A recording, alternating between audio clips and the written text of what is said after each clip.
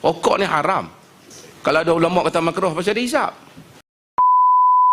Jangan Tok Imam hisap rokok dah. Itu contoh tak bagus ya. Saya anggap kalau hisap rokok ni salah. Saya minta maaf lah. Saya nak cadang lepas ni, kalau boleh Tok Imam ni syarat dia tak boleh hisap rokok. Lepas ni pemarah mufti pula. Mufti telah merosakkan imam-imam yang hisap rokok. Rokok ni tuan-tuan tak padan.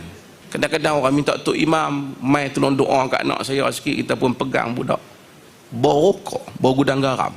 Tak padan. Orang hisap rokok tak boleh main masjid, busuk mulut. Macam mana orang jadi imam? Ada kadang-kadang tempat tak abu rokok lagi di luar masjid tu. Buh tin susu lah apa.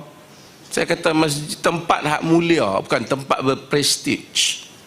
Di airport, di apa kan. Mana boleh hisap rokok? Tapi masjid tempat mulia orang hisap rokok. Tok Imam kena larang orang hisap rokok kawasan masjid. Tak hormat masjid. Rokok ni haram. Kalau ada ulama kata makruh, pasal dia hisap. Biar dia beradik kita hisap pun tentang haram-haram lah. Sekarang ni orang ada bising pasal apa? Apa vape tu apa semua kan.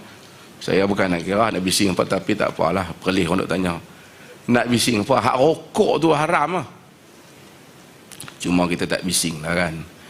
Memanglah yang tu haram lah. Yang apa? Isap tu. Hak rokok elektronik tu, hak rokok tu ada apa haram. Banyaklah benda haram orang buat.